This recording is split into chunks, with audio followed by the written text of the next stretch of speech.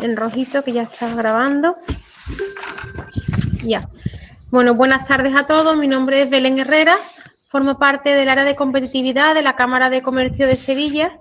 Esta iniciativa se encuentra dentro del marco de los programas de competitividad. Está cofinanciado por los fondos FEDER y la propia Cámara. Concretamente, se encuentra dentro del programa Innocámara. A continuación, voy a presentar a José Antonio Bautista, es socio director técnico de Solingesa, director de seguridad privada, experto en logística de catástrofes y emergencias. Y nada, José Antonio, te cedo la palabra. José Antonio, indicar que durante la charla de José Antonio, la presentación, vamos a estar con los micros silenciados. Usaremos el chat para cualquier duda o consulta que queráis hacer. Y una vez que termine José Antonio, pues cogerá el chat y resolverá todas las dudas. Al final se pondrá un enlace de un cuestionario de satisfacción que para nosotros es muy importante para mejorar. Así que ahora sí, José Antonio, te tomo la palabra.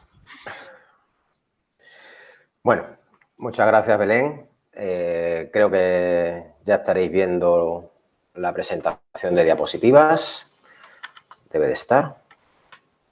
Que yo la vea también, si no, no voy a poderos contar de lo que tengo que hablar. Vamos a tratar continuidad de negocio. Como ha comentado Belén, bajo el auspicio de la Cámara de Comercio y dentro de los programas Innocámaras que ya llevamos años beneficiándonos de ellos todas las empresas de la provincia de Sevilla gracias a la Cámara de Comercio.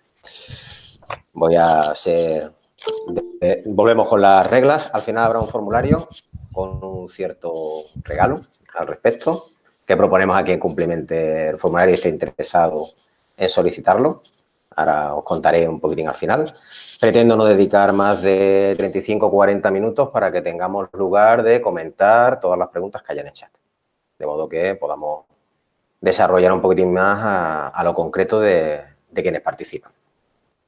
Bueno, ya me ha presentado, dejo mi contacto, volveré a repetirlo al final y las transparencias están a vuestra disposición. Un poco por poneros en antecedentes de la cuestión, los planes de continuidad casi siempre pensamos en el ámbito informático. De hecho, todos los informáticos están muy acostumbrados a ello. Típicamente no son planes de continuidad, sino que son planes de recuperación de desastres. Pasaremos al vuelo sobre ello. Y ya en el siglo pasado, cuando era profesor de arquitectura de ordenador y organización de los servicios informáticos, era algo que le contaba a los alumnos que debían desplegar en los sistemas. El plan de continuidad va más allá. El plan de continuidad no solamente va a tratar de informática. Como veremos al final, realmente todos estamos viviendo ahora consecuencias de los planes de continuidad de nuestras empresas que hemos desplegado con la situación de confinamiento, el COVID, de modo que no es más que estrategias empresariales que abarcan muchísimo más allá que solo la tecnología de la información, que es donde suele entenderse que está el plan de continuidad. La base es esa. La base es, si fallas en prepararte, pues seguramente estarás preparado para fallar. He puesto que, y Murphy, he estado a punto de escribir shit happens, como dicen los americanos. La cuestión es que todo lo que pueda salir mal seguramente saldrá mal. Y el problema es que si no estamos preparados, en demasiadas ocasiones eso que sale mal puede ser la primera y la última vez que nos suceda, porque no volvamos a estar allí. Sucede en muchos ámbitos. Todos los que trabajamos en el ámbito de la seguridad, yo tengo ámbito en seguridad de las personas, safety, y ámbito en seguridad de los bienes y seguridad privada, security, por un lado o por otro. En demasiadas ocasiones el no estar preparado significa que lo que te suceda va a tener unas consecuencias que puede ocurrir que no te permita estar tras ellas. La típica discusión que casi siempre solemos tener en el ámbito industrial, en el ámbito de la construcción, con los accidentes laborales. Nadie ha visto a alguien que se haya caído 2 veces de un 5.º piso. Y nadie ha visto a nadie que se le haya caído 2 veces una viga encima, porque típicamente no sobrevive. En el plan de continuidad suele suceder, de modo que al menos recomendamos a las empresas que para las cuestiones más graves de las que tendrían posibilidades de recuperarse, tengan al menos las medidas mínimas para poderlas abordar.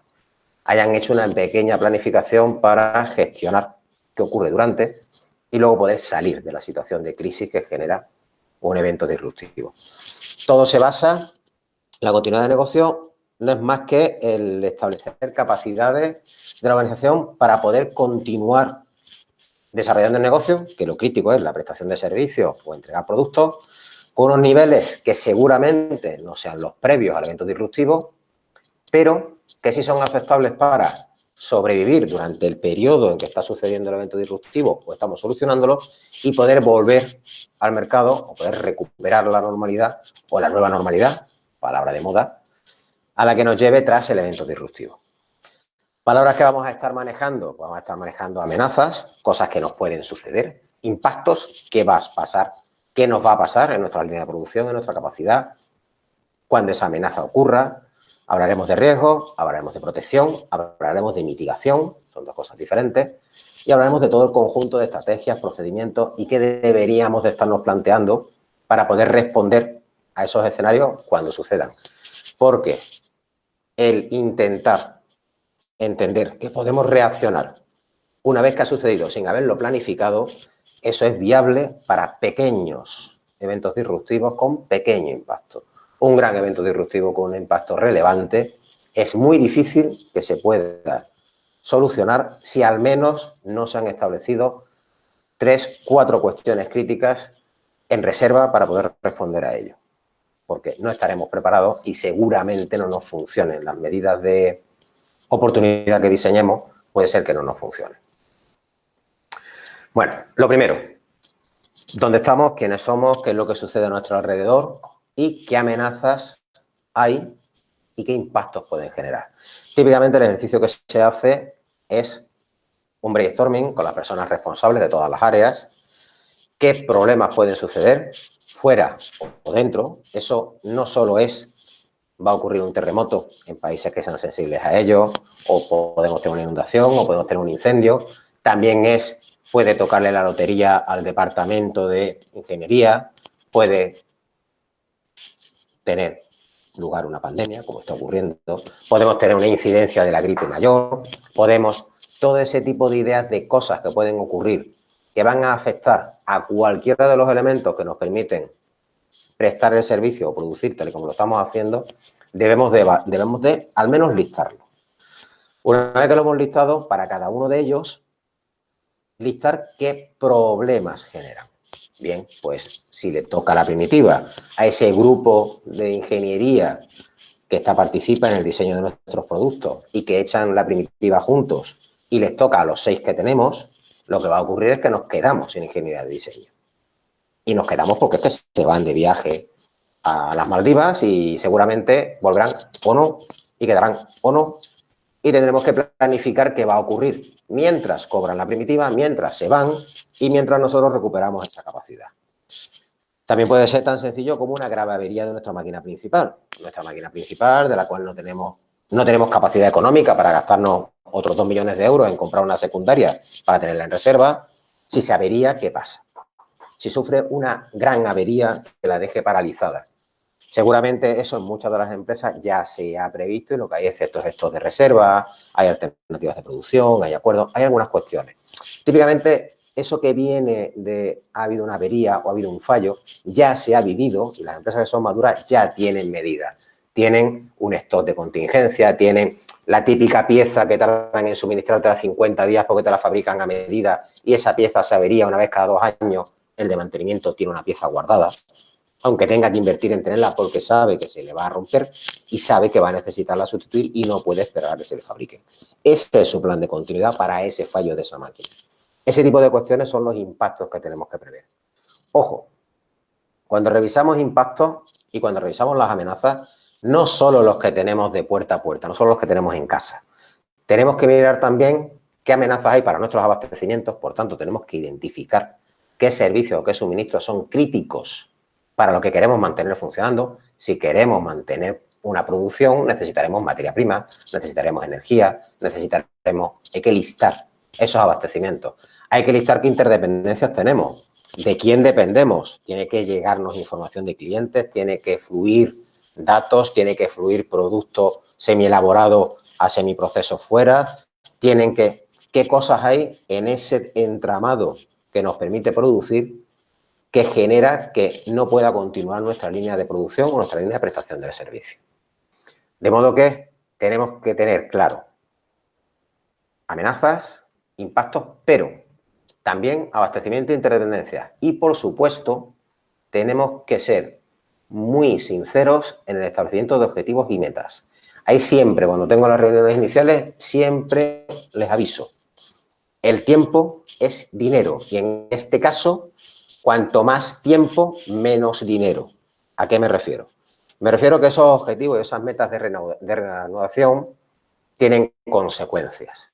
Si alguien dice, yo quiero que aunque mi fábrica arda, al día siguiente yo esté produciendo, el coste económico es altísimo porque seguramente deba tener unos acuerdos de respaldo gigantescos. Ese tipo de planes de continuidad de respuesta inmediata son costosísimos. Suelen desplegarse en infraestructuras críticas. El Metro de Madrid. El Metro de Madrid, por ejemplo, tiene un centro de control que está visible, que se puede ver en la estación de, creo que es Nuevos Ministerios. Pasa por uno de los pasillos y ves una entrada con un vigilante, un pasillo largo. Si entras dentro, están las peceras, están los centros de control de tráfico, están el centro de control eléctrico. Parece como las salas que vemos de la NASA cuando lanzan los cohetes, con la gente con las consolas y tal. Pues en otro lugar, en otra estación, con un acceso oculto, hay un centro idéntico disponible para respaldar de inmediato a ese. ¿Con qué previsión? Un fallo eléctrico, incluso un atentado o una toma de control de ese panel, permite que un equipo que siempre está disponible pueda tomar el control y pueda relevar al centro. Solo ocurrirá en esas infraestructuras críticas.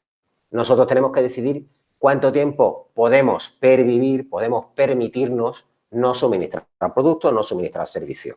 Podemos colgar el volvemos mañana en la puerta. ¿Durante cuánto tiempo? Ese tiempo significa reducir el coste de todo lo que vamos a desplegar. Por eso es crítico, primero, plantearse realmente cuáles son las amenazas reales, que luego las valoraremos, luego veremos que hay algunas que son remotas. La probabilidad de que nos caiga un asteroide en la nave, esa seguramente lo que haremos es contratar un seguro si pensamos que puede ocurrir.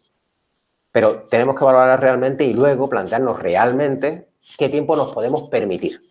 Y qué tiempo nos podemos permitir prestar el servicio con menor calidad o con menor intensidad que antes del evento disruptivo o suministrar menos productos que antes del evento disruptivo. Porque todas esas minoraciones de recursos, de capacidades o de respuestas significa reducción también de costes de la implementación de los recursos, de los medios y de las medidas para garantizar la continuidad. Eso es fundamental que lo tengamos en cuenta. Una vez que hemos hecho este trabajo, fundamental, revisión del riesgo. Eso significa también personalización del riesgo. ¿Estamos dispuestos a apostar? Recomendamos siempre que cuando estás dispuesto a apostar, eso lo anotes, lo guardes y esa apuesta la lleves a un seguro, ¿vale? Me voy a arriesgar a que, bueno, pues si se avería esto, yo no voy a tener una inversión permanente inmovilizada para responder a esa avería, pero sí voy a tener un seguro que me responda de las responsabilidades subsidiarias en los contratos, que me responda de los costes que voy a tener de su contratación, que me responda de esa apreciación del riesgo. También entra la apetencia al riesgo de la organización. Hay que hacerlo con cabeza y acordarse de eso. Lo siguiente, establecer estrategias. ¿Estrategias para qué? Estrategias de cómo va a funcionar mi sistema de gestión de la continuidad. ¿Qué es lo que pretendo hacer? ¿Qué es lo que quiero hacer? Pues deberíamos de establecer estrategias para cómo quiero llevar a cabo la protección, cómo voy a llevar a cabo todas las acciones de estabilización cuando hay el evento disruptivo, hay un pico de desastre, hay que estabilizar la situación, vamos a tomar medidas, vamos a tener establecido cómo contenemos el tema, cómo continuamos produciendo hasta donde podamos, cómo reanudamos la capacidad para acercarnos y cómo cerramos y recuperamos el estado. Pero también estableceremos a priori, sin que haya ocurrido el evento disruptivo, estrategias de mitigación y respuesta para tenerlo previsto y cuando suceda todos los protocolos de gestión en el momento. Eso incluye comunicación, atención a la emergencia, todo lo que pueda estar sucediendo debería estar planificado e incluso ensayado, según lo crítico que sea. Veremos al final que también es importante haberlo ensayado y habernos puesto a valorar esa intensidad, cómo queremos hacerlo, cómo responde nuestro personal, cómo hemos distribuido las responsabilidades. Toda esa cuestión debemos plantear esas estrategias. Todavía no es el plan, son simplemente estrategias. Recursos. Si tenemos estrategias, hace falta establecer recursos para poder trabajar. Eso significa que tenemos que considerar qué personas nos hacen falta para que esto funcione cuando esté el evento disruptivo, pero incluso para poner en marcha todo. ¿Qué información y qué datos vamos a necesitar? En muchas ocasiones se nos olvidan que no solo tenemos que restaurar copias de seguridad de los datos, habrá que restaurar elementos de producción, dónde están las escrituras, dónde están las pólizas de seguro, dónde están los contratos, dónde están esos documentos críticos de la empresa que luego hay que usarlos, quién los tiene, dónde hay que recurrir a ellos, dónde hace falta desplegar qué queremos tener en los edificios, qué edificios queremos usar, dónde, en qué condiciones, cuáles son las instalaciones críticas y las que no, en qué condiciones, cómo las queremos tener, qué equipos queremos utilizar y vamos a tener que utilizar, qué tiene que hacer todo el Departamento de Tecnologías de la Información. Todas las empresas dependemos ya hoy en día, muchas en mayor medida que hace muy poco, de las TIC. Ellos sí tienen que tener dentro de nuestro plan de continuidad, ellos tienen al menos su plan, DRP son las siglas en inglés, su plan de recuperación de desastres, Disaster Recovery Plan,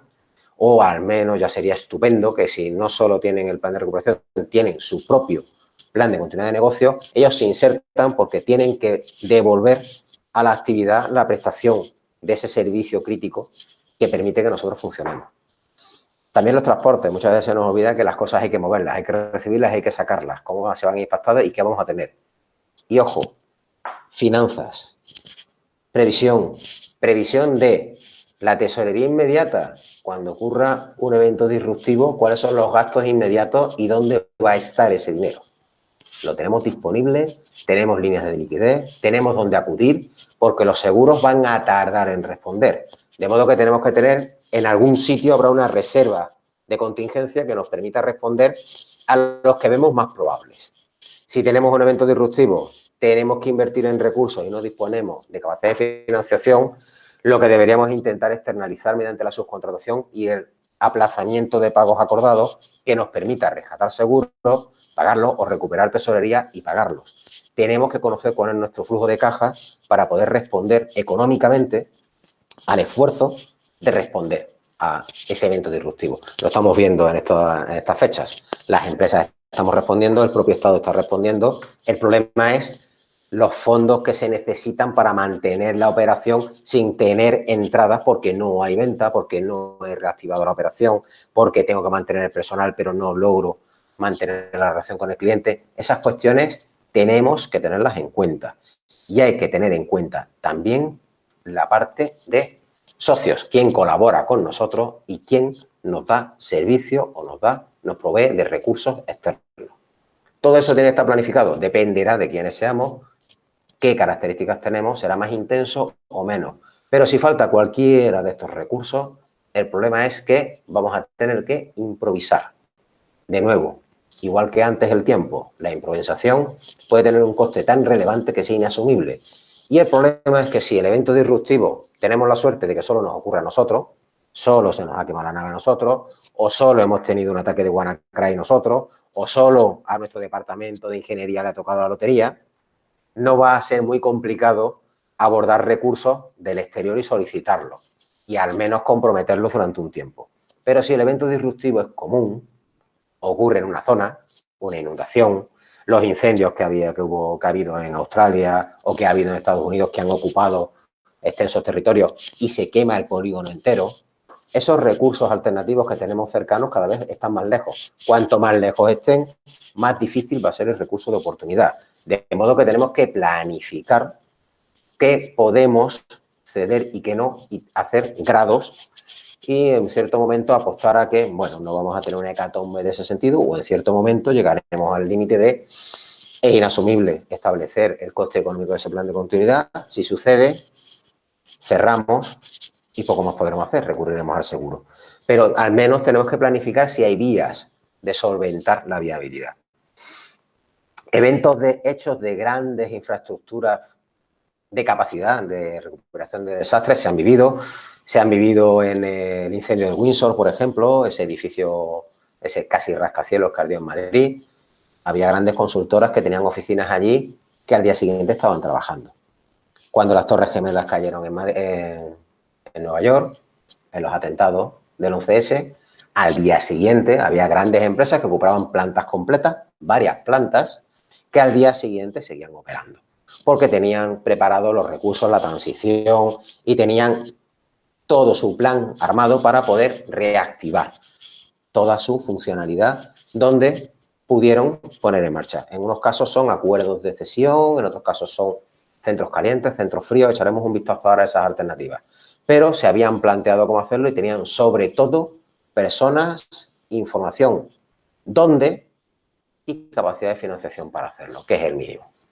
Tenían quién y con qué trabajar. Son los dos elementos que tenemos que plantearnos siempre cuando estamos evaluando nuestra continuidad de negocio. ¿Quién va a trabajar y con qué? Así que hay que desplegar cómo lo vamos a hacer. Hay muchas veces que el plan de continuidad de negocio puede ser muy sencillo, lo veremos.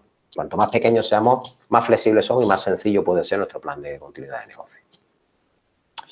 Vale. Antes incluso de que suceda, la mejor estrategia, si ya hemos identificado las amenazas y sabemos el daño que nos pueden causar, lo ideal sería evitar que suceda. Es decir, vamos a trabajar en la protección, vamos a desplegar medidas de protección, sobre todo más intensas, cuanto más grave es el daño que nos puede causar una amenaza. Típico, incendio. Todas las empresas tienen las medidas mínimas de contraincendio. Revisa si te interesa intensificar tus medidas de contraincendios porque si hay un fallo, ese incendio es demasiado peligroso y demasiado crítico para tu entidad y te interesa intensificar en alguna zona tus medidas contra incendios, ya sea detección o ya sea extinción. Estés o no estés obligado por el reglamento. El cumplimiento mínimo está muy bien, pero hay veces que el cumplimiento mínimo no es suficiente para tu supervivencia. Antiintrusión. No queremos que nos roben o no queremos que haya actos vandálicos. El mínimo lo tenemos todos. ¿Cuándo intensificarás? Cuando el daño que te causa sea tan relevante que te interese intensificar las medidas de protección. Las medidas de mitigación, que son medidas que hemos adelantado para que cuando suceda el daño que haga sea menor. Típico, las separaciones. Ya casi toda la legislación industrial establece muchas medidas de contención de derrames, con cubetos, de contención de deflagraciones o de explosiones, con paredes, con sistemas de resistencia al fuego, con evalúa si debes o quieres añadir elementos. En la infraestructura TIC, por ejemplo, ahora con todo el riesgo que corremos con el WannaCry, todos los departamentos de TI, a poco serios que sean, están estableciendo la segmentación de las redes para evitar que si en un núcleo aparece un ataque de WannaCry pueda saltar por toda mi red. Intentan establecer separaciones físicas entre las redes para que el tráfico entre ellas se pueda controlar y en un momento dado de ataque, cuando yo reaccione, tengo las medidas de mitigación que me permiten parar la caída de las piezas de dominó. Tengo piezas intermedias que me paran la caída del dominó. Ese tipo de medidas las orientamos para reducir la probabilidad de que ocurra. Cuantas más cerraduras o cuantas más medidas contra incendios tengan, más difícil va a ser tener un robo o tener un incendio. El periodo, cuánto va a durar. Y el impacto, la mitigación, me va a permitir que no sea tan grave el incendio, no sea tan grave el robo, no sea tan grave el ataque de WannaCry, no sea tan grave la inundación. Medidas del tipo no ocupemos la última balda en zonas inundables, muchas veces no se toman o vamos a ponerlo de menor valor en la última balda. No me pongas los servidores en el sótano. No me pongas el sistema de alimentación ininterrumpida, ese motor diésel que te has gastado un pastizal para poder tener continuidad en el suministro eléctrico, no me lo pongas en el garaje por debajo del nivel de inundable en una zona en la que te vas a inundar, porque te vas a quedar sin luz y encima te vas a quedar sin tu sistema en el que te has gastado un dineral para tener continuidad en la corriente eléctrica. No lo puedes poner en una zona que se te va a inundar. No deberías. Bastante tienes con haber perdido los vehículos que hay ahí aparcados. No pierdas también tu capacidad para mantener la generación que habías planificado para soportar esos recursos críticos. Típicamente es muy habitual, incluso nos lo encontramos en hospitales que montan los centros en un sótano. En algunas ocasiones montan asociadas bombas de achique y de extracción, pero depende de las capacidades, depende de los volúmenes, depende de la riada que tengamos. Esos cálculos hay que hacerlo con mucho cuidado, porque muchas veces estableces unas medidas de mitigación, pero no has previsto el riesgo sobre la medida de mitigación. Si la medida de mitigación se ve impactada por el evento disruptivo, la perdemos y desaparece la capacidad de mitigación. De modo que diseñemos con cuidado y reevaluemos lo que hemos diseñado. Vale. Ha pasado el incidente. ¿Y ahora qué? Típicamente, deberíamos haber planificado a priori la gestión del incidente. Mínimo. A todas las empresas que como poco tengan imagen de marca, que como pongo tengan una cierta presencia de mercado o en comunicación, lo mínimo que hay que procedimentar es quién dice el qué y a quién. La comunicación ante un incidente es crítica, sobre todo porque hay que comunicar internamente que el incidente sucede, hay que activar, hay que decir qué hay que hacer, pero también hay que comunicar externamente qué ha pasado. Vivimos a diario, sobre todo con toda esta cuestión mediática de la ciberdelincuencia, de los daños, saltan muchísimas noticias de han hackeado Zoom. Hemos vivido ahora en el confinamiento todas las noticias sobre esa plataforma de conexión y videoconferencia que ha tenido un gran éxito por sus costes y por la eficacia que han tenido en presentarse en el mercado, y han subido en bolsa muchísimo y han empezado a salir muchas noticias de esos incidentes. ¿Quién comunica el qué ante esa crisis, ese incidente? Si me han hackeado, si se han llevado a la base de datos de mis clientes con datos de carácter personal. ¿Quién comunica? ¿Cómo se trata a la prensa? ¿Cómo se gestiona el incidente? Si ha ardido mi centro de producción, ¿cómo se lo comunicamos al personal? ¿Cómo se lo comunicamos a los proveedores? ¿Cómo se lo contamos a la prensa? ¿Cómo le contamos nuestras medidas a posteriori? ¿Qué vamos a hacer? Y también, al menos, las primeras medidas. ¿Qué es lo primero que vamos a hacer? Pues lo primero que vamos a hacer cuando hay un incidente es... Y en este caso, el procedimiento no tiene por qué estar vinculado, que ahora veremos que habrá procedimientos por evento, sino que son características generales que las diseñaremos con la flexibilidad suficiente para que suceda lo que suceda, siempre hay un equipo de personas que sepan qué tienen que hacer y que tengan los recursos para darle respuesta a esa primera gestión. Levantar la alerta, levantar el suceso, ponerse en marcha, informar. Esas primeras horas, esos primeros días, según el nivel del incidente, deben de responder a los objetivos que tengamos establecidos y deben de estar previstos. Pueden ser 4 frases, pero son relevantes haberlas planificado porque cuando sucede es importante. El caos hay que gestionarlo desde el primer momento, si no, hace más daño que el evento disruptivo.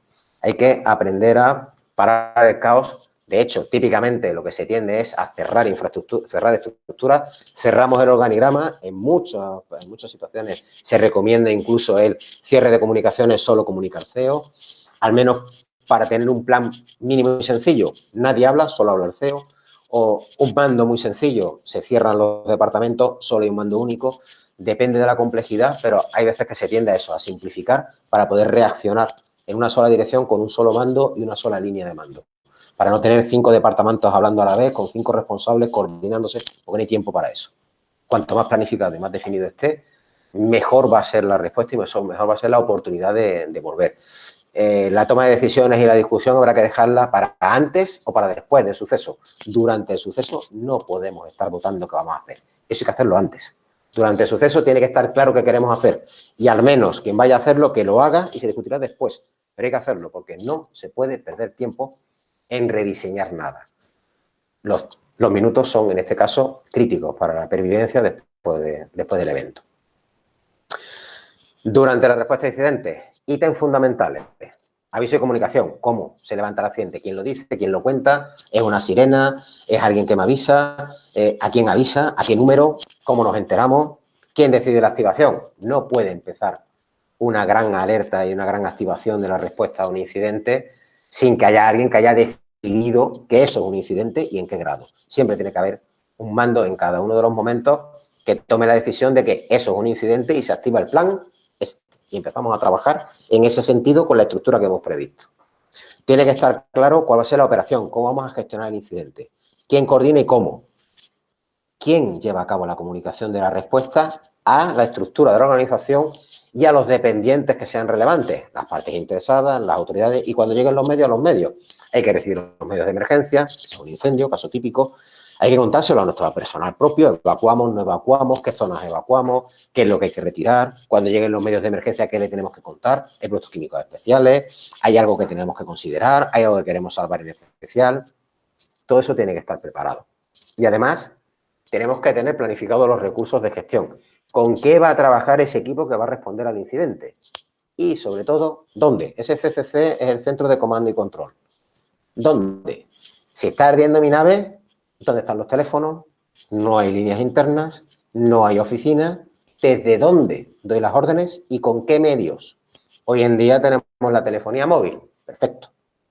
Preveamos, en caso de que nuestro incidente es de otro tipo, una caída de comunicaciones, se nos han caído las comunicaciones, descartado que podamos comunicarnos por vía teléfono o vía la línea interna. Tenemos una alternativa, habría que planificar cómo nos vemos afectados si se nos caen las comunicaciones. ¿Qué necesitamos? Utilizaríamos comunicación con la sirena de la fábrica, buscar alternativas. Hay que decidir cómo conseguimos movilizar y mantener, sobre todo, la información de mando. Aquí, en este caso, lo importante es la gestión y el orden de ejecución de las tareas. Alguien tiene que tener la información de qué sucede, habrá un equipo que estará gestionando esa información y habrá un equipo que estará adecuando la respuesta conforme a la información que recibe. Por tanto, necesita comunicación de entrada y necesita entregar información de salida para que se organice la respuesta. Así que es crítico mantener las líneas de comunicación y mantener la información que necesitamos para responder al incidente. Eso tiene que estar planificado y tenemos que tener planificado ¿dónde? Aunque sea el bar de enfrente. En caso de incendio nos vamos al bar de enfrente y usamos la línea del bar de enfrente y con los móviles más la línea del bar de enfrente trabajamos y la wifi que hay allí o el 5 o el 4G o el 5G del teléfono que tengamos a mano. Alguna vía para montar ese centro de respuesta. En casos más grandes, todos hemos visto cómo despliegan centros de comando. Típicamente los que hayáis visto La Casa de Papel, ese centro de crisis que está enfrente de la Casa de la Moneda permanentemente, es simplemente un centro de respuesta a ese incidente. Lo ponen a una distancia segura, pero para poder estar de primera mano en la comunicación con el incidente. Hay que valorar cómo queremos y quién va a tener que gestionar ese incidente. También hay que valorar que puede ser que requiramos activar gente externa. La tenemos disponible. Es muy habitual en los planes de continuidad los árboles de llamada. ¿En qué orden se llama a quién? ¿Quién está de turno? ¿Quién es el jefe de mantenimiento? ¿El jefe de mantenimiento no está? ¿A quién más se le llama? ¿Quién sabe cómo funciona? ¿Quién puede restaurar? ¿Quién puede activar esos recursos que son necesarios? Esas personas que son necesarias para actuar en cada momento están en el árbol de llamada y se reparte el trabajo de llamarlos y activarlos para responder al incidente. Es una de las cosas que se planifican cuando planificamos un plan de continuidad de respuesta a incidentes. Cuando desarrollemos el plan de continuidad, por supuesto, documentaremos, si tenemos ese centro de control, vamos a documentar el comando y control más la comunicación. El procedimiento será tan complicado como complejo seamos nosotros. Pueden ser, de nuevo, 2 párrafos, pero tenemos que tener planificado cómo se va a gestionar y cómo se va a comunicar. Tendremos documentado también cómo se activa. No es suena la sirena, echamos todo a correr. Hay algo más. Suena la sirena, alguien valora, alguien identifica, alguien toma la decisión, se comunica, se estructura, se dimensiona. Todas esas medidas del inicio del plan. ¿Quién lanza el plan y cómo se activa? ¿Qué cosas se ponen en marcha cuando se lanza el plan de continuidad? La gestión de consecuencias está relacionado con todo lo que hemos trabajado previamente para mitigar y reducir la probabilidad de que ocurra. Protegemos y mitigamos. Si ya ha sucedido, vale, mientras estoy intentando mantener la capacidad, tengo que apagar el fuego. No nos olvidemos que no solo consiste en seguir produciendo, vamos a parar el evento disruptivo. ¿Qué hacemos? Bomberos, ¿cómo paramos ese ataque de ese Cristo Blocker, de ese WannaCry, de ese ransomware que nos está atacando la red? Mientras que estoy previendo recuperarme, también tendré que pararlo. ¿Quién va a analizar? ¿Quién va a segmentar la red? ¿Quién va a ver qué es lo que se ha visto afectado? ¿Quién va a analizar qué ha pasado? Para gestionar las consecuencias y detener su impacto. Procedimentar cómo llevamos a cabo la continuidad. Es decir, mientras termina de arder, apagamos y ya ha ardido la nave, cómo seguimos produciendo, cómo hemos recuperado la línea de producción, cómo hemos recuperado la capacidad, cómo vamos a estar trabajando ese tiempo. Vamos a trabajar 50%, los turnos, la maquinaria, la parte que queda fuera, según qué parte se ha conservado de lo que tenemos, cómo modificamos el flujo de procesos, cómo recuperamos poco a poco. Vamos a ir coordinando el servicio o coordinando la producción con la incorporación de elementos de recuperación. Llega la máquina nueva, la integro, modifico el circuito de producción o consigo tener las nuevas oficinas, me mudo a las nuevas oficinas después de haber ardido el edificio, después de haberse caído las torres gemelas, estoy en una provisional, ya tenemos las nuevas, cómo hacemos la transición ahí, ¿no? Y cómo cerramos la finalización, es decir, el proceso de cierre. Ya nos hemos recuperado y ya estamos en la nueva normalidad. De esto, de nuevo, los plazos que nos demos para cada una de esas cuestiones, es decir, cuánto tiempo decido que mi organización va a tardar en activarse ante un evento, cuánto tiempo va a conseguir mantener una continuidad al 50% o al 30% de producción, tiempo más capacidad se convierte en dinero, cuánto tiempo voy a tardar en recuperarme se convierte en dinero, cuánto más compresión de esos tiempos, más inversión hay que hacer para tener recursos para poder alcanzar esos tiempos que estamos previendo con esas capacidades productivas que queremos. Queremos mantener el 60% de nuestra capacidad de producción. Se te ha quemado la nave. No, pero quiero tenerla, ¿vale? Bien, planifiquemos. Materia prima, dónde vas a producir, cómo vas a mover el material, cómo vas a mover el personal, con quién tienes los acuerdos para producir esos elementos. ¿Tienes prevista a quién vas a poderle comprar las máquinas nuevas para montar la nueva línea de producción y sustituir la que se ha perdido? ¿Cuánto tiempo tardan en montártela? Como todo ese tipo de acciones son cuestiones que hay que poner en valor y valorarlas con ese grado de plazo, tiempo, coste e impacto. Porque en todo el recorrido, aquí me estoy basando en la norma ISO, en la 22301, que es como trabajamos en este ámbito, todo tiene un límite que es intolerable. Es decir, nosotros tenemos el margen de alargar plazos de respuesta o alargar la caída de calidad del servicio o reducir el ratio de producción que tengo, pero a partir de una cantidad es inasumible para una empresa. ¿Por qué? Mi mercado no me permite que yo suministre tardando, en vez de una semana, tardando 6 meses. No es viable. Yo no puedo producir por debajo de un 10%, no es viable, porque no puedo mantener una producción del 10% durante 6 meses. Mi objetivo tiene que ser, si tengo una pérdida del 10%, esto puede durar días, luego tengo que estar en un 30, luego tengo que estar en un 50, sencillamente porque el flujo económico y el propio mercado nos va a permitir luego estar presente en el mercado. Tenemos que también tener en cuenta que estamos preparándonos para permanecer en el mercado, con lo cual los plazos siempre tienen un límite inasumible, que son nos quedamos fuera del mercado. No cumplimos tiempos, no cumplimos calidades, no cumplimos cantidades, nos quedamos fuera del mercado. Hay que controlar también eso para que esos objetivos no se queden fuera de lo que sería viable. El proceso de recuperación de la normalidad es, bueno, ¿cómo lo vamos a hacer? Para ir cerrando las medidas temporales e ir activando las que se han recuperado. Y al final, mira, voy a cumplir hasta tiempo. Una vez que hemos montado todo esto que queríamos hacer, todo esto que nos parece estupendo y nos hemos sentado con el personal, hemos decidido qué podríamos hacer y cómo, hemos redactado esos procedimientos, esos planes, qué se va a hacer en cada caso, pues deberíamos de hacer pruebas. Claro, como es de suponer, no vamos a meterle fuego a la nave para ponerlo a prueba, vaya a ser que nos pase como el que probó los fuegos artificiales el día antes y le decía al alcalde que funcionaban perfectamente, que el día anterior lo había probado él. No podemos hacer una prueba real, pero sí podemos hacer pruebas parciales.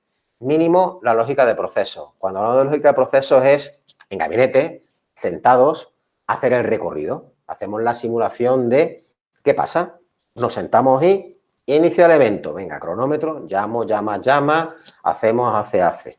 Incluso en salas distintas, separamos al personal, cada uno simulando estar en sitios distintos y lo que hacemos es que recorremos al menos el árbol de llamadas, el árbol de activación, a ver si funciona. Recuperamos esos medios de respaldo. Hacemos pruebas de la copia de seguridad, hacemos pruebas de esa máquina que tenemos prevista hacemos pruebas de qué capacidad tiene mi infraestructura, hacemos pruebas de capacidad personal. El típico simulacro de emergencia y evacuación lo podemos utilizar para darle un poco más de contenido y ver qué capacidades tenemos de recuperar medios, de recuperar infraestructura.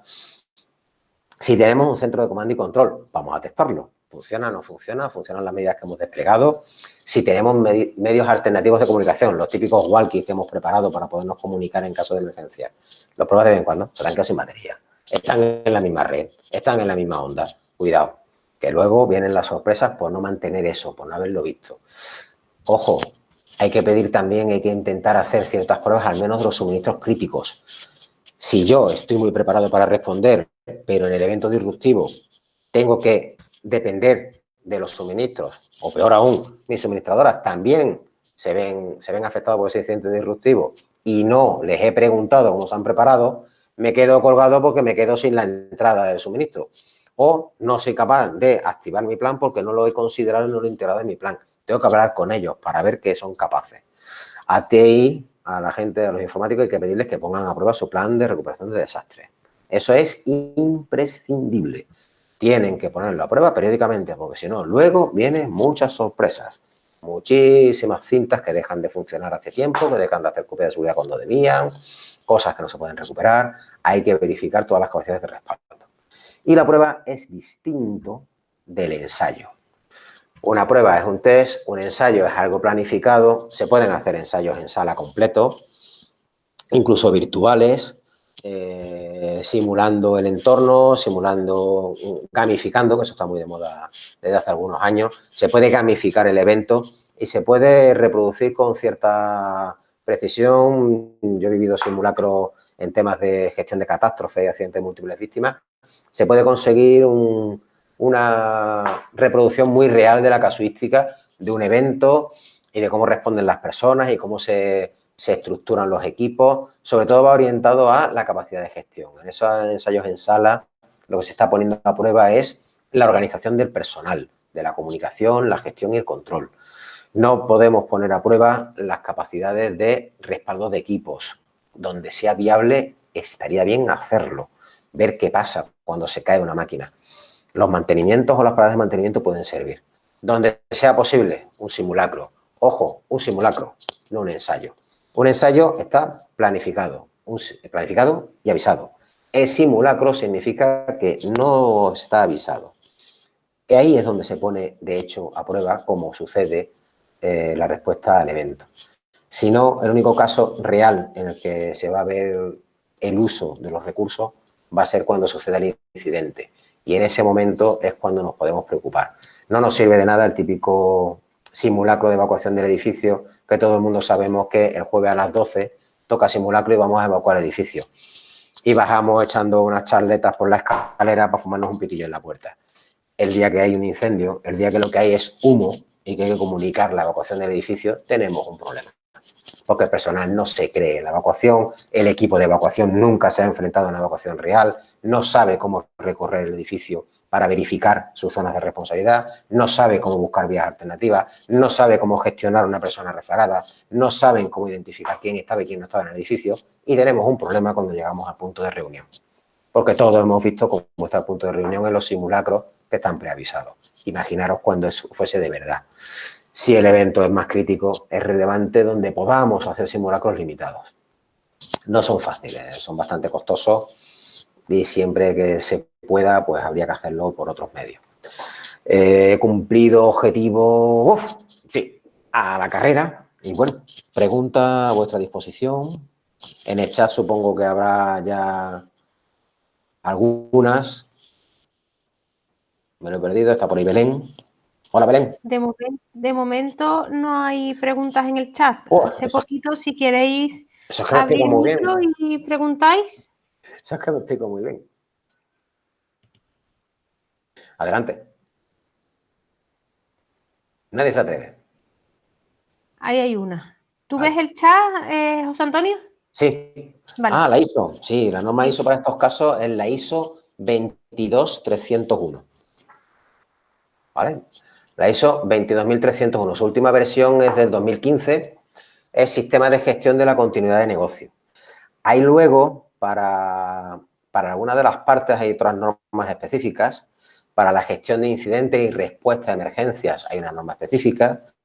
Para la parte de TI hay otra norma específica para la parte de recuperación de desastres y seguridad que se podrían utilizar como alternativas. Esta es la general de gestión de continuidad. Hay una concreta de respuesta a emergencia y respuesta a incidentes, que sería la parte solo de la reacción al incidente, que se podría aplicar.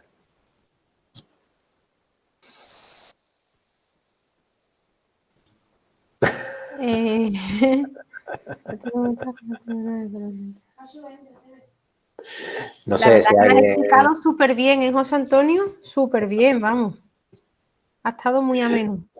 Gracias, gracias. Bueno, os voy a enseñar la sorpresa final. Bueno, hay un poco de publicidad. Bueno, la sorpresa final, aquel que rellenando el formulario que os facilita la cámara, que esté interesado, pues podemos hacerle un test de su nivel de preparación de respuesta a incidentes. Le haríamos un test a distancia, le pasamos unos cuestionarios y le contestamos con una valoración de qué elementos le faltaría por desplegar y qué debería de valorar a la hora de algo, por lo menos para despertarle ese gusanillo de prepararse para los eventos.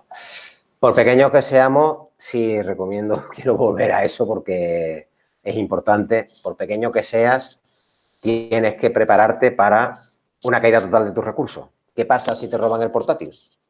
Nosotros en consultoría trabajamos con portátil. Yo hace ya muchos años que estoy preparado para que me roben móvil y portátil. Todo mi personal está preparado.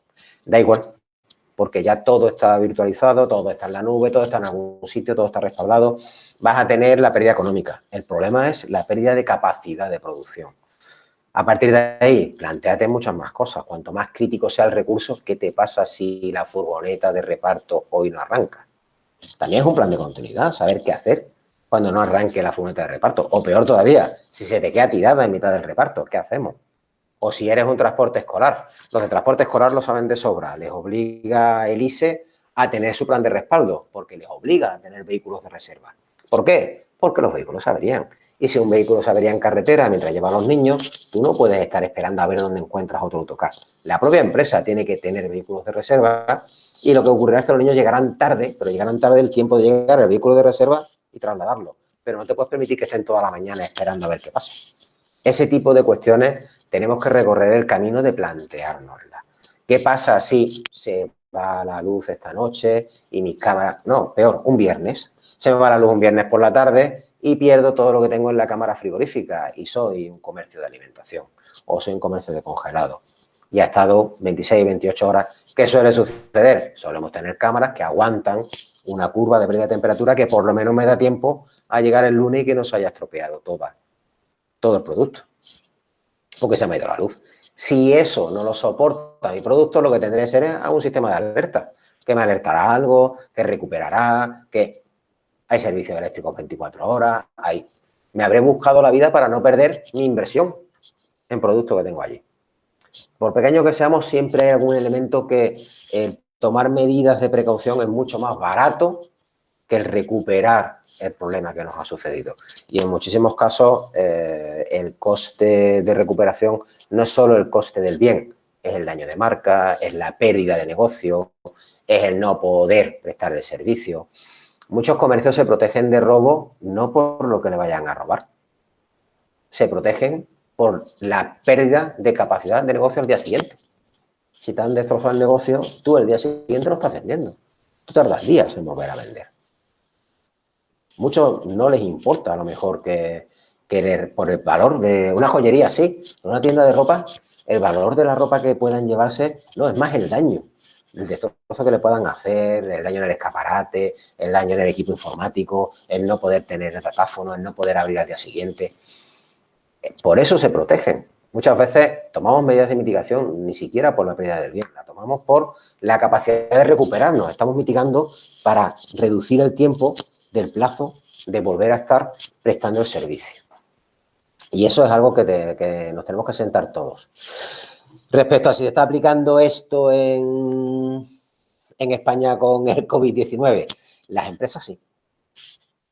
Ahora, hay unas que las han aplicado porque la han planificado y hay otras que se han visto atropelladas y han tomado las medidas sobre la marcha. Todos hemos visto un poco el caos que se ha montado con el teletrabajo, vamos, no vamos, dónde se queda el personal, a quién llamo, el móvil personal, el desvío de llamadas. Hay mucha gente que no tenía previsto qué pasa si no puedo volver a entrar en mi oficina. Muchísimas empresas no lo tenían planificado. Ahora ya todas tienen claro qué hacer el día que no puedan entrar en su oficina durante una semana. Antes no, nadie se lo había planteado. Muy pocas empresas lo tenían planificado. En cuanto a, por ahí otra de mi negocio, visite nuestra web. Somos una consultoría en temas de sistemas de gestión, normas e ingeniería. Y en la rama de ingeniería tenemos mucho peso en seguridad industrial y de ahí viene este trabajo en continuidad.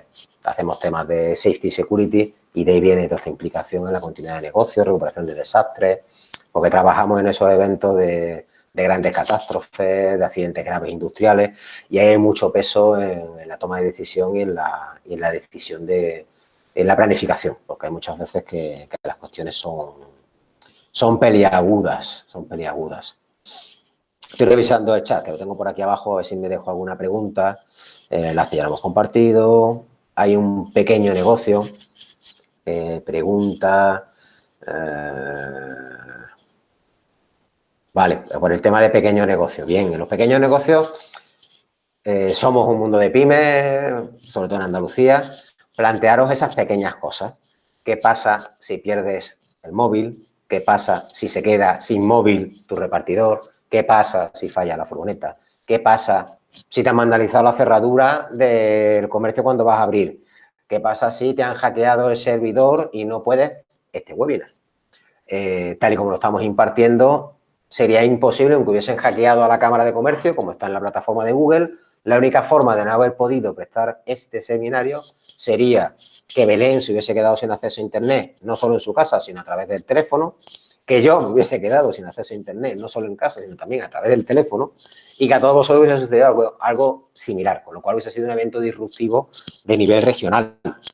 Pero un evento incluso a nivel particular, que yo hubiese tenido un fallo, no sé, en mi comunicación de mi router, me hubiese podido conectar pues con el móvil o con la tablet. Si me hubiese fallado el portátil, me hubiese podido conectar con la tablet o con el PC que me he tenido que traer aquí de la oficina, que tengo aquí un PC corriendo de la oficina, porque no funcionaba bien el remoto y lo quiero tener controlado yo aquí, lo he instalado en casa. Hubiese buscado un equipo de respaldo, pero como todo está en nube y no dependemos de software instalado, hubiésemos podido responder. En los pequeños negocios hay que estar atentos a las pequeñas medidas, esas cosas simples que te generan un daño de no poder prestar el servicio, de pararte. Te quedas parado, me he quedado sin coche. No me abre la puerta de la cochera. ¿A cuánto les ha pasado de no abrir la puerta de la cochera por la mañana y tener una cita? Ahora ya tenemos Cabify y Uber aquí. Antes, ¿qué es lo que había que hacer? Telefonazo, un taxi. Plan de continuidad, taxi. Ya está, pero además no te lo pienses. Si no abre la puerta de la cochera, trinca las cosas, maletín y taxi. Y ya volverás. Porque si tienes que atender algo que es relevante y no te da tiempo a esperar a que te reparen la puerta de la cochera o a que vuelva la luz para que abra la puerta de la cochera, taxi. Plan de continuidad sencillo, taxi. Pero muchas veces hay que plantearse esas cosas, porque hay momentos en que no te has planteado cómo solucionar esos problemas que en el diario te paran y hay que sentarse a reflexionar. Esa tienda online de cosmética natural, hombre, yo le recomendaría que las bases de datos las tenga muy bien respaldadas.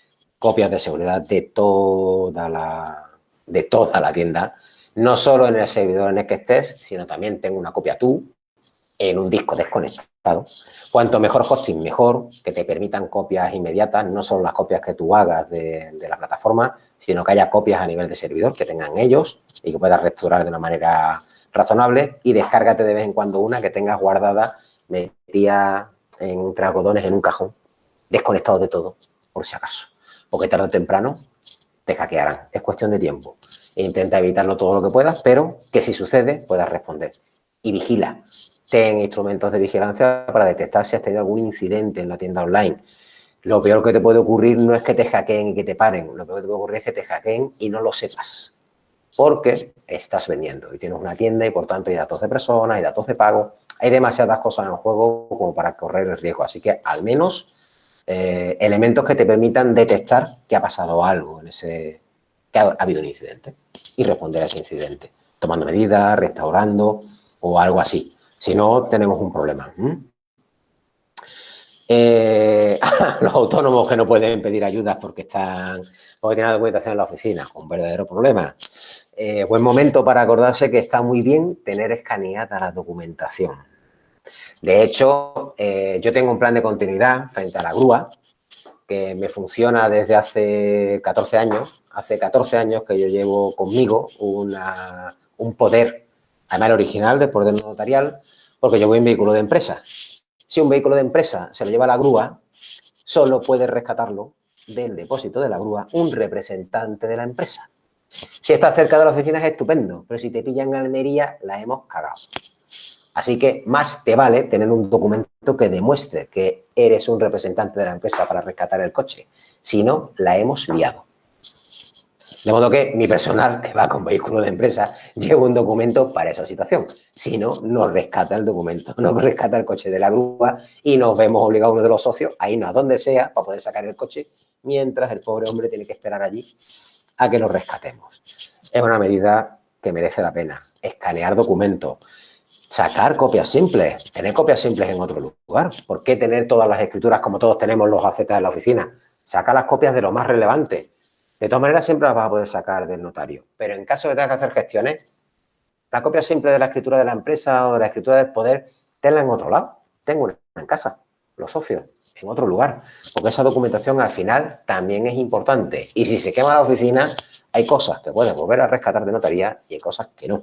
Porque habrá cosas que no sean notariales. Echa un vistazo a qué tienes en papel y dónde lo quieres tener. Si tienes mucho papel, contrata una custodia documental. Lo mandas a depósitos documentales que te los ponen a disposición en 24 horas. Y electrónicamente en 2 horas tienes el escaneo. Tengo clientes de ese sector. No hay ningún problema en hacer ese tipo de soluciones para que lo debamos hacer. Copias de seguridad en más de un espacio. Eso es un problema, ¿vale?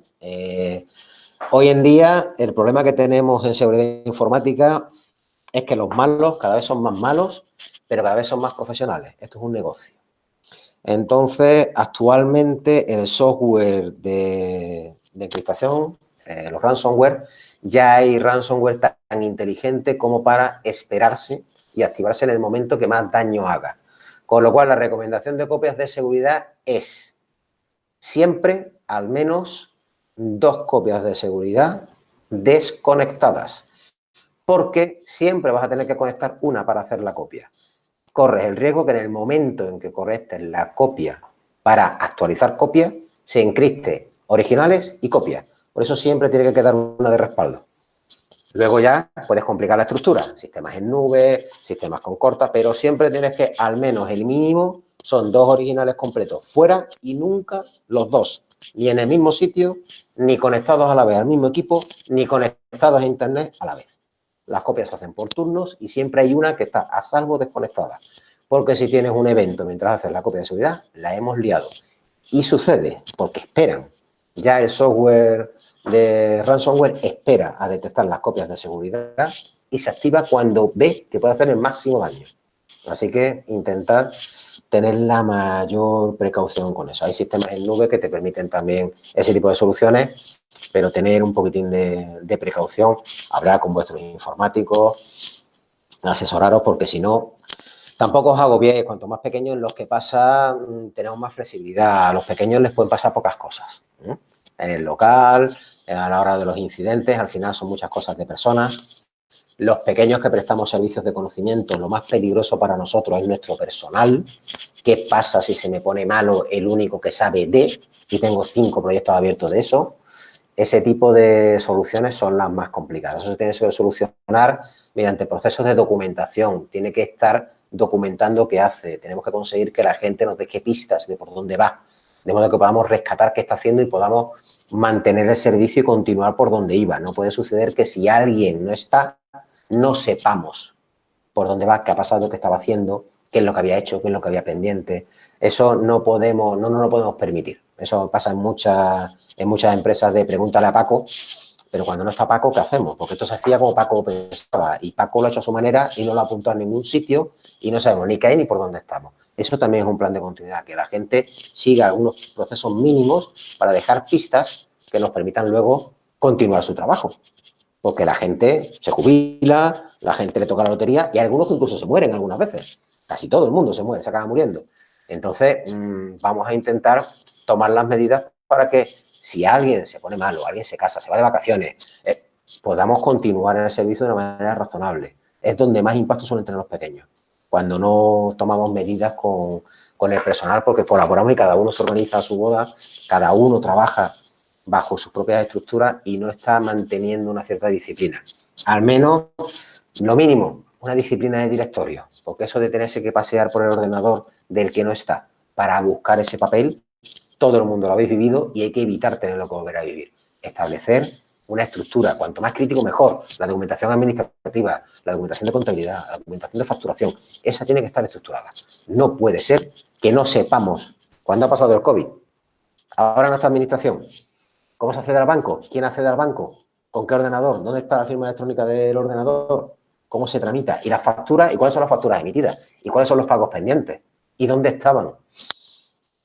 Esas preguntas no podemos permitirnos que nos asalten cuando ya ha sucedido. Plantearoslas antes. Además, plantearoslas radicalmente. ¿Se ha ido todo el personal de administración? ¿Traigo personal nuevo de administración? ¿Cómo lo hacemos? ¿Lo sientas y que se ponga a investigar? Plantéatelo. Échale un vistazo. ¿Cómo lo haces?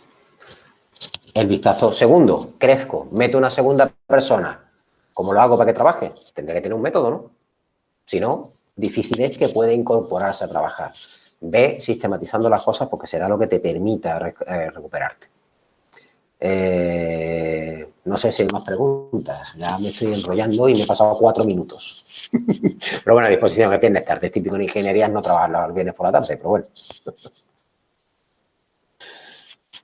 ¿Alguien? Yo estoy dispuesto a escuchar a Leo. Incluso si queréis hablar. Vamos, algún experto de seguridad he visto en el chat, que conozco el nombre. Ahí conozco a... Hay alguien de una empresa, una gran empresa de seguridad privada, entre los oyentes. Luego hablaré con él, a ver qué me dice. ¿Qué le ha parecido? Porque está implicado en la protección de bienes y currando mucho ahora. Ahora se están pegando. ¿Se puede dar... A ver, bueno, yo soy el que ha dicho lo de las dudas, si en lo público se están haciendo los planes de contingencia.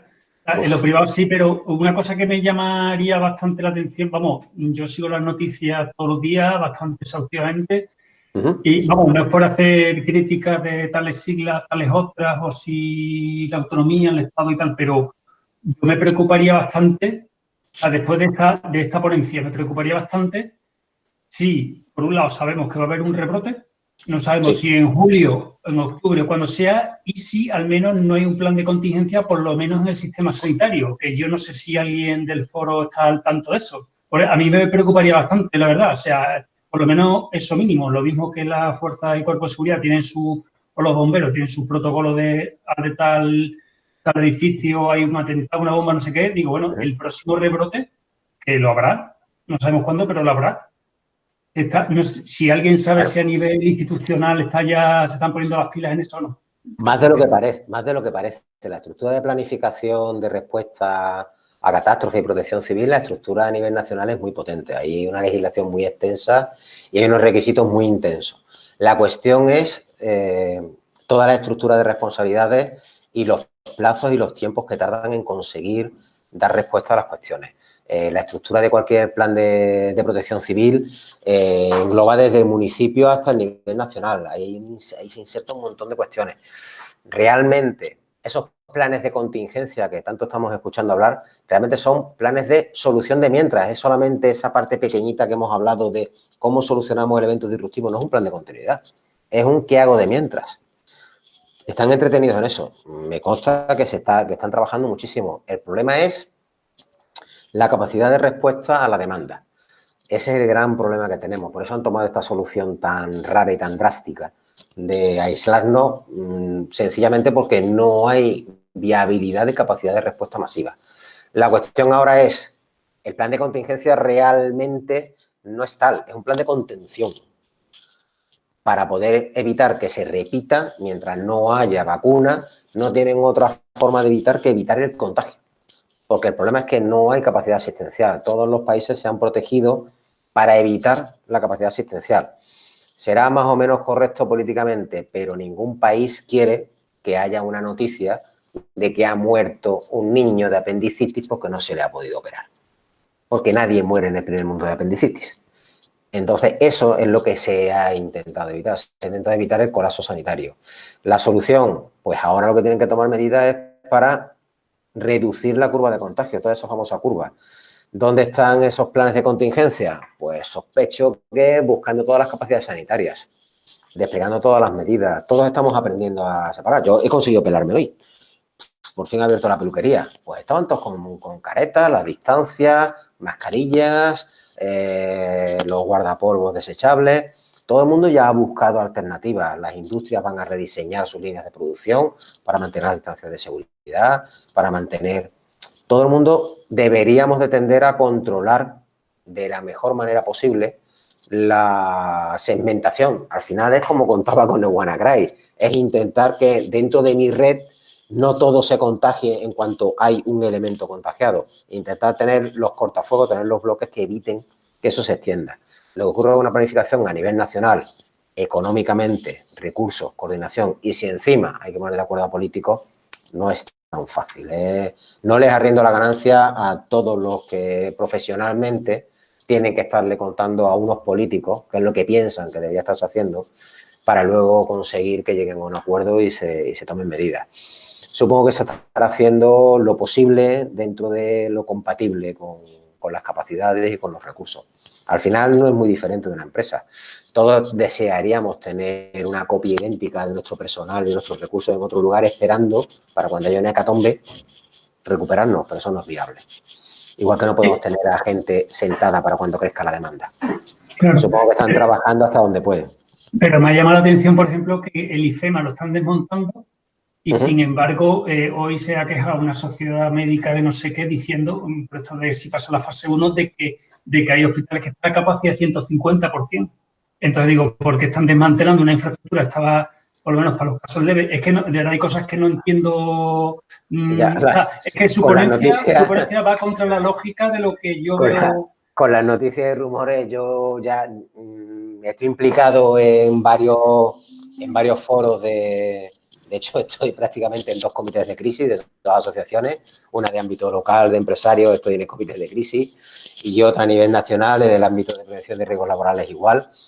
Y el volumen de información incorrecta, insuficiente, parcial o incluso maliciosamente malintencionada es gigantesca y es muy complicado. Se está convirtiendo en un verdadero trabajazo identificar qué es lo correcto, qué es la información verdadera, cuál es la que responde a la realidad, cuáles son parciales, porque hay un ruido tremendo y cuesta mucho trabajo identificar si hay información tendenciosa o no. Tenemos un grave problema con eso para poder gestionar. Tenemos problemas incluso para comunicar a nuestros asociados de estas asociaciones en las que participo, porque no sabemos si lo que le vamos a comunicar. Había un momento en que es que directamente hemos llamado a la Guardia Civil. Oye, esto es verdad. Porque nos ha llegado una circular diciendo que, y al final hemos tomado la calle en medio. Oye, mira, soy la asociación, yo vivo en Dos Hermanas, estoy implicado en la asociación de aquí de Dos Hermanas. Mira, somos la asociación de Dos Hermanas, tengo esto. No, eso es mentira. Pues mira, esto es una circular que dice que está en la comandancia de... No, a ver, pásamela. No, mira, es una circular que está en Murcia, pero han quitado esto, han puesto esto y es mentira. Y ahora, esos porcentajes de montar el IFEMA, supongo que una infraestructura de ese tamaño también requiere una movilización de recursos relevante. Allí había mucho personal sanitario de atención primaria. Habían eliminado personal de atención primaria para tenerla allí. El personal es finito y los recursos son finitos, con lo cual no puede permanecer permanentemente cerrada atención primaria para tener IFEMA disponible. Significa que estamos quitando recursos para otros. Seguro que han evaluado cómo pueden reforzar los recursos y cómo pueden renovarlos. Habrán hecho una medida para poder ir cerrando IFEMA por pasos, porque al final allí el personal que estaba se había retirado a otros lugares. No hay más personal. No hay paro en enfermería, hay muy poco paro en medicina. Llevo muchos años, llevo casi 12 años asesorando al sector sanitario, en particular de emergencia. Es un problema conseguir médicos de emergencia. La mayoría de las empresas que se dedican a la emergencia, a la crítica, a la grave emergencia sanitaria, tiene muy pocos médicos nacionales bastantes DUEs y enfermeras nacionales porque les gusta, pero la medicina típicamente están provisionalmente mientras se sacan el MIR y se van. Muchos de ellos son, ya hay algunas que han detectado que la mejor homologación, la más fácil, se homologa más fácil los médicos de Colombia, creo recordar. Creo que era Colombia, sí, creo que era Colombia. Hablo de memoria. Era un país de Latinoamérica que prácticamente era directo. Y lo que hacen es contratarlos allí, para traérselos aquí, porque no los encuentran aquí. Si estamos en esa situación, que no tenemos recursos, que una unidad del 061, tenerla en la calle, cuesta en torno al 1.000.000 de euros anual de coste. En torno al 1.000.000 de euros anual. Una del 061. Es muy difícil tener esos recursos ociosos o no tenerlos dedicados a lo que son realmente productivos, porque la inversión es carísima. Y es un problema. Por eso son tan egoístas con los recursos e intentan llevarlos hacia abajo. Se están tomando las medidas lo más lejos posible de los recursos más caros y más escasos. No pueden tomar otras medidas. En sanidad, el problema que hay es que la sanidad, igual que las comunicaciones, se calcula por probabilidad. No hay tantas líneas como teléfonos. Simplemente las operadoras apuestan a que no todos los usuarios vamos a levantar el teléfono a la vez. Y si lo levantamos a la vez, nos dará línea ocupada y esperaremos por saturación de línea. El problema es que en la sanidad no es un te esperas a la siguiente llamada. En sanidad es un poquitín más peliagudo no tener recursos. Entonces, toda esa gestión es muy, muy complejo. Solamente cuando te asomas a ese mundo es complicadísimo gestionar todos esos equipos, conseguirlos orientar, conseguir priorizar la atención. Es muy complejo. Y lo están haciendo, supongo que como bien pueden. Tampoco podrían haberlo empezado a planificar en diciembre, pero somos españoles, tampoco se podía esperar mucho más. Vale, gracias. No sé si hay alguien más. Hay una última pregunta, creo. Sí, contingencia establecida en las empresas de logística, paquetería. Las de logística, las de paquetería, ahora lo que tienen es sobredemanda. Están en algunas, bueno, como todos habréis visto, han cambiado los protocolos de entrega para proteger al personal. Todas lo que han hecho ha sido eliminar los compromisos de plazo de entrega porque tienen problemas de la cadena logística, se está tensionando, con lo cual lo de entrega en 24, en 48 horas, eso se ha flexibilizado, ya no es posible. Y sí, lo que sí he detectado, la parte de última milla se ha extendido. Está todo este personal que trabajaba por libre, todos estos que trabajan para Amazon, repartiendo y demás, ha crecido porque están intentando solventar ese problema que tienen de última milla, extendiendo el catálogo. Las estándar tienen sobredemanda porque ha crecido la compra online. La compra online ha crecido creo que casi un 80%, con lo cual la sobredemanda ha generado mayor complejidad y aquellos que pueden, como Amazon, han desplegado su red propia. Han aprovechado la crisis como una oportunidad para mejorar su red propia de última milla y están empezando a dar caña con la última milla. Por desgracia, aquí preguntan si hay alguna web donde consultar protocolos específicos. No me consta que haya alguien que haya hecho ese trabajo, pero es un trabajo muy interesante que al menos, si no un plan redactado como tal, sí las asociaciones sectoriales desarrollasen unas directrices de cuáles son los temas críticos, los temas fundamentales a tratar según áreas temáticas dentro del negocio. No sería muy complicado reunir un grupo de trabajo y desarrollar esas ideas que se podrían poner en común dentro del asociacionismo. Hoy en día las asociaciones sectoriales están prácticamente en todo. Hay asociaciones sectoriales de todos los ámbitos y sería un trabajo interesante. Yo creo que ahora sí se está haciendo un buen trabajo en las sectoriales, sobre todo sobre el COVID. Me consta, pues, no sé, la Asociación de Instaladores de Climatización llevan trabajando en qué van a hacer con la climatización, con todos los rumores de contagio a través del aire acondicionado. Llevan trabajando 3-4 semanas, incluso he intervenido yo con algunos porque me han hecho consultas y demás con algunos equipos a nuestra área de seguridad industrial y de ese tipo de ambientes. Y ocurre que están pensando en qué equipos pueden usar, cómo pueden desinfectar, qué pueden añadir para dar, y están trabajando desde el asociacionismo de los instaladores de climatización. Cada una de las asociaciones yo creo que se está moviendo en ese ámbito. En las asociaciones empresariales no sectoriales, las regionales, pues aquí en Dos Hermanas trabajando qué va a hacer el ayuntamiento, cómo se va a abrir, cómo van los comercios. dando información. Nosotros tenemos un newsletter diario de novedades del COVID que emite la asociación, que nos pegamos una currada a la directiva revisando papeles para que se pueda emitir a las 7 de la tarde el boletín. En la asociación que participa de prevención, la nacional, pues el chat de la directiva, menos mal que somos 14 en la directiva a nivel nacional, es que es espeluznante, porque guías, comentarios, el tema de las mascarillas, el tema del ozono, hay discusiones para parar un carro. Y se está intentando estructurar guías ahora para la vuelta, pues prácticamente todos los servicios de prevención ya tienen guías que se han desplegado y se han estado redactando en estos días atrás de cómo tomar las medidas en los puestos de trabajo a la vuelta y recomendaciones. Ya se han diseñado y se ha estado trabajando en las asociaciones del sector. Deberíamos de, a lo mejor, es la oportunidad para volvernos, aquellas empresas que no son muy grandes, volverse hacia las asociaciones y pedirle a las asociaciones que den el soporte de ese desarrollo, de medidas, de ideas, de documentos, el típico documento blanco y redactar ese tipo de ideas. Sería un buen trabajo.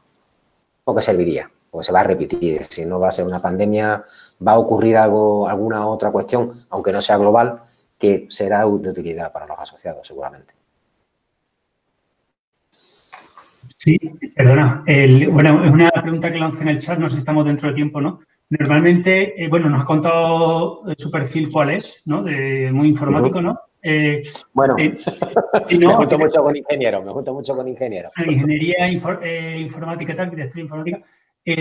Normalmente, ¿qué perfil suele hacer falta para los planes de contingencia? Es decir, supongo que dependerá de cada sector, ¿no? Pero porque al final se toca, pues todas las empresas tienen su parte informática, su parte de riesgo físico, es decir, de incendio, de prevención de riesgos laborales, ¿no? ¿Eso quién lo hace al final? ¿Técnico de prevención de riesgos laborales Depende de la estructura. Hay veces en que en empresas industriales eso acaba en el director de operaciones. Hay otras veces que baja un poco y queda en el director de mantenimiento. Se tiende a unir el director de emergencia, el que va a estar más tiempo allí, el que controla los medios de emergencia, el que tiene el acceso habitual a los medios de emergencia y soporte, que suele ser mantenimiento. En las industrias suele estar muy cerca de mantenimiento porque es quien tiene el personal que arregla las cosas, suele estar ahí. En los que tienen mucho peso TI, pues al final le toca al director de informática porque es el que tiene todos los elementos para poner en pie. Tiene el personal, es el que recupera la infraestructura.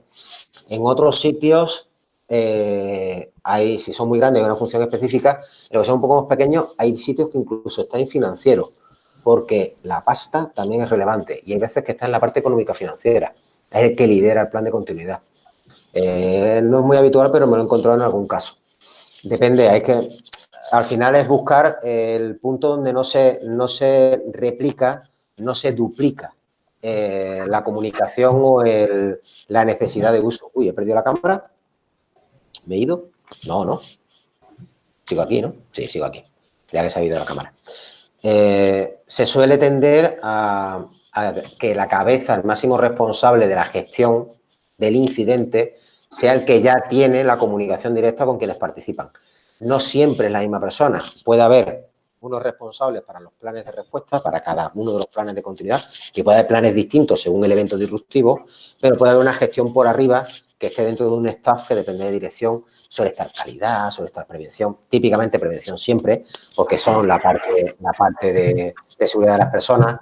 Las empresas son un poco más grandes, ese departamento ya no es solo prevención, es seguridad y también tiene no solo safety, tiene también security, tiene las dos seguridades, seguridad de las personas y seguridad de los bienes, y ese es el que, de hecho, tiene que haber desarrollado un plan de contingencia. Si hay una dirección de seguridad, tiene un plan de contingencia seguro dentro de su plan director de seguridad, porque necesita tener planificadas las respuestas a los incidentes.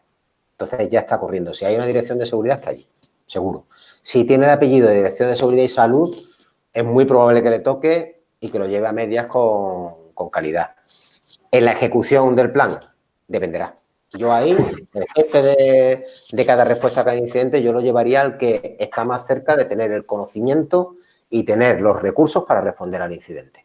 No tiene sentido que un incidente informático lo tenga que dirigir la respuesta al incidente, el de mantenimiento, aunque sea ingeniería de mantenimiento, porque está designado en el organigrama.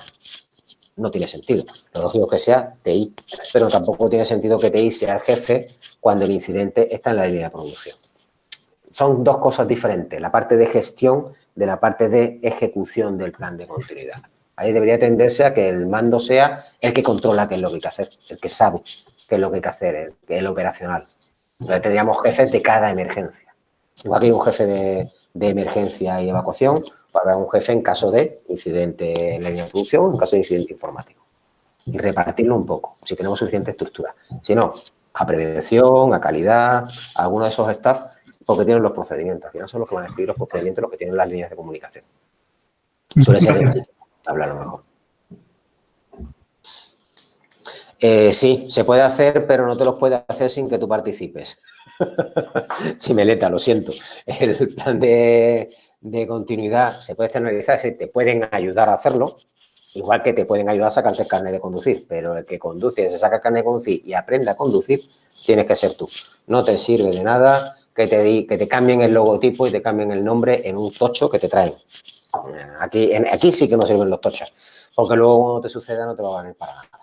Entonces, sí, tener a alguien que colabore y que te facilite ese recorrido en esa toma de decisiones. Sí, bueno, estamos mucha gente que nos dedicamos a eso, a apoyar en esa redacción. Bueno, Dios me llama Ángela, que ya tiene que atender a menores. Yo también tendré que ir a por mi hija en breve. No todavía tengo tiempo.